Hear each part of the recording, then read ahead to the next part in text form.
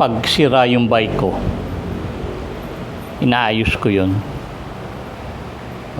Pagka naplatan siya, pinabubulkanize ko. Pag nasira yung kadena, nire-restore ko siya o binibilhan ko ng bagong kadena,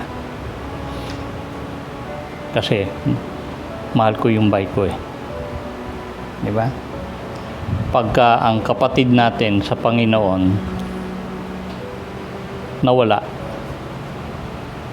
hinahanap natin. Pag yun ay bumagsak, ibinabangon natin. Ang pusa nga pag nawala, hinahanap Ano pa yung kapatid mo sa Panginoon? Sa Galatia 6:1 hanggang 2, ganito ang nakalagay. Mga kapatid, kung may isa sa inyo na nahulog sa pagkakasala, kayong pinatnubayan ng Espiritu ang magtuwid sa Kanya. Subalit gawin ninyo iyon ng may hinahon. At mag-ingat kayo, baka kayo naman ang matukso.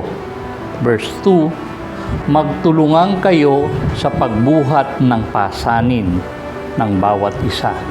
Sa gayong paraan, matutupad ninyo ang kautusan ni Kristo. Ano ba yung kautusan ni Kristo?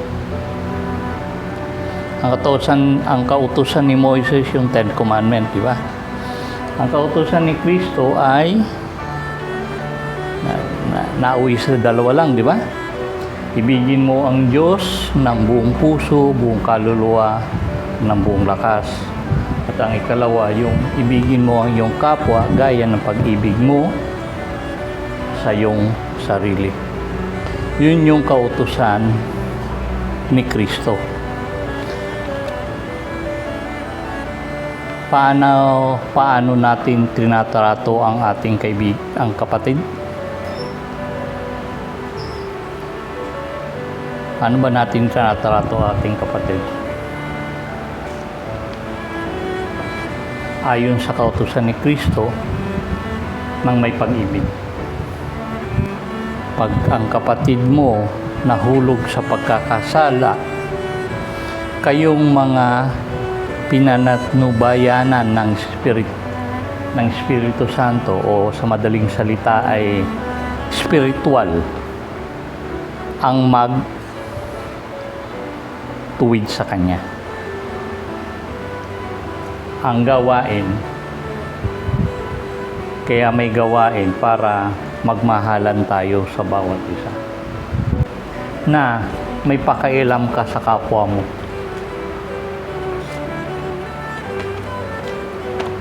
Naapektuhan ka pag mayroong nahulog siya, nagkasala siya. Pag nawala ang kapatiran mo at hindi na dumadalo sa gawain, hindi mo pwedeng sabihin niya, hindi ako affected. Gusto ko nga mawala na yan Hindi natin sinasabi yun Di ba? Hindi natin sinasabi, yan nga ang unang-unang gusto kong mawala rito. Di ba? Hindi natin sinasabi yan Dahil yan, bilang Kristiyano, kasi yun yung itinuturo sa atin ng Diyos. Na pag ang iyong kapatid nahulog sa pagkakasala, ituwid nyo.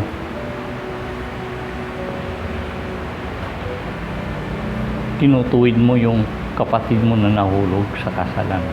Actually, lahat ng kasalanan ng taong gumawa ng kasalanan. Choice niya yun Walang kasalanan na pwede mong, kaya ako nagkasala kasi si brother ganito ang ginawa Kaya ka nagkasala dahil choice mong gumawa ng kasalanan. Diba? Pero kahit na kahit na choice mo ang gumawa ng kasalanan, ang mga kapatiran mo na may pagmamahal sa iyo na spiritual, dapat ituwid ka. Ano ba yun tawag? I-rescue ka. Diba? Pag ng kapatid mo, sabi ko nga pagka ang aso nga nawala, hinahanap Pag ang kapatid mo nawala, ibinabangon. O ang kapatid mo natumba, nadapa, binabangon mo. Yun nga ang problema minsan sa iba Naghahanap sila ng Kristiyanong mas worse sa kanila para sabihin spiritual sila. Ang gagawin nila doon sa worse sa kanila, judge nila, chichismis nila. Actually, hindi tayo naghahanap ng worse sa atin. Kasi sigurado maraming mas worse sa atin. Diba? Lumabas ka lang dyan, marami ka makikita na tao nagmumura. Di ba? Hindi ka nalalayo di ba? Mas worse sa yun. Kaya huwag kang maghanap ng mas worse sa iyo. Di ba? Ang hanapin mo, kapatiran na bumabagsak para tulungan.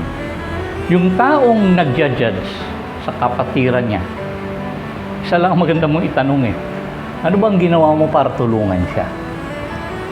Kaya niya lang mag-judge, pero hindi nila kayang tumulong. Kaya si Pablo, ito yung sinabi niya sa Galatians kung man nakita kayong kapatiran nyo na bumagsak sa kasalanan.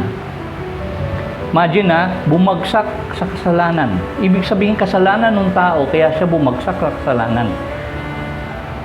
Di ba? Wala naman pwedeng sisihin ang tao pag bumagsak sa kasalanan kundi sarili niya.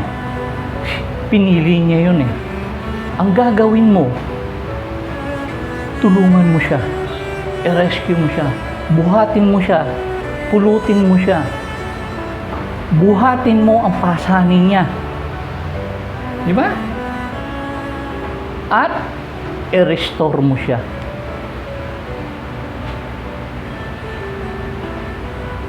Di ba? Yun yung pag-ibig sa kapwa. Kahit ang Panginoong Hesus ginawa yan Pansin mo? Nung nasa upper room siya, lahat ng apostol niya, disciple niya nandun. Hinugasan niya yung paa. Pati si Judas, hinugasan niya yung paa. Si Pedro, hinugasan niya yung paa. Kasi madudumi yung paa nila Hindi nandiri ang Panginoon sa kasalanan nila. Alam nila ron, alam ng Panginoon doon. Ito magtatatwa to sa akin, ito pagkakanuno ako. Ito gustong maupo sa kanan at kaliwa ko. Itong mga iba dito mag-aalisan pagka hinuli ako, magtatakbuhan lahat to. Alam ng Panginoon yun. Pero hinugasan pa rin niya yung paa. Di ba? Ang paghuhugas, sinyalis na i-restore mo ang tao. Saan? Mawala ka sa kasalanan. Malinis ka sa kasalanan. Di ba? Hindi sinabi ng Panginoon na, ayaw ko hugasan pa mo, sobrang dumi. Ikaw, ba't naman kita hugasan ng pa, tatatuwa mo ako? O ikaw, ibebenta mo ako sa 30 pirasong pilak. O kayo, ngayon ka lang nandito kayo, habang buhay pa ako, pag ako dinakip, pagtatakbuhan kayo lahat. Magtatago na kayong lahat. Kahit yung matapang-tapang doon, yung Simon de Silot, yung makabayan, ibig sabihin, matapang yun, rebelde. Tumakbo din Di ba? Pero ginawa pa rin ng Panginoon. Bakit? Mahal niya eh. Mahal niya yung mga disipulo niya eh. Sabi niya pa nga ng Panginoon nun yung huli-huli, mauunawaan niyo ito pagkatapos kong gawin.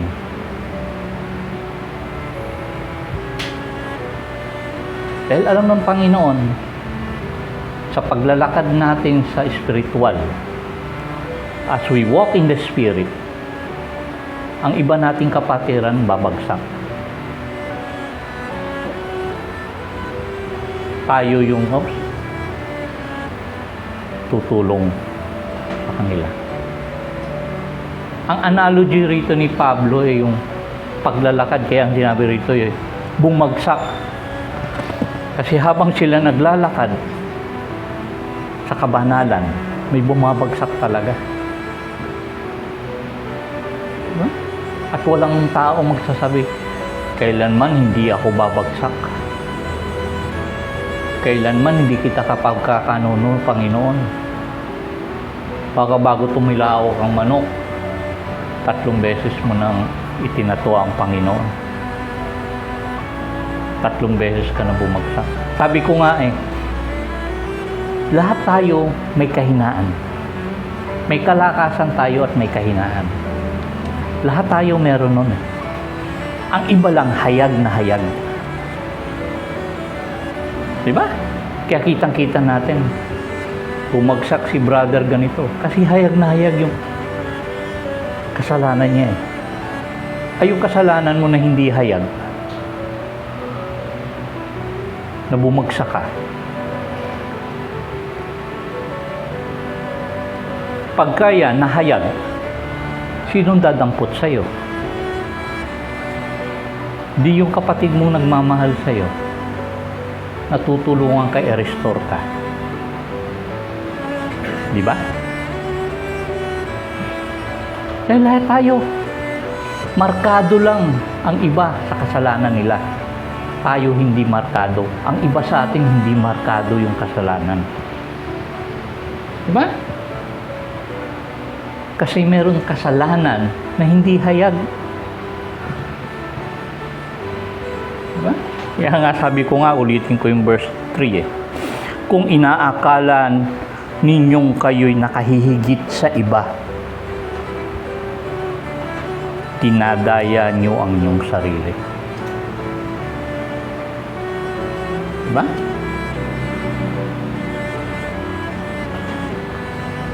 Kaya yung mga kapatiran natin na bumagsak, yun yung mission natin.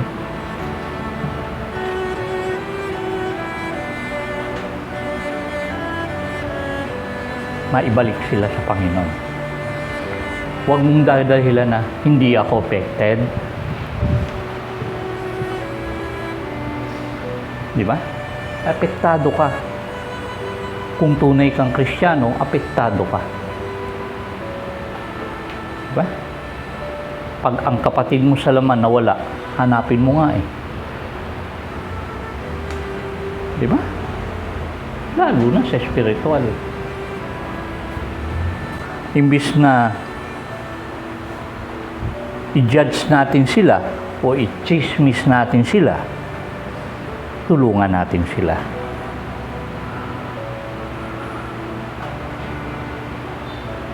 Sino nga ba tayo?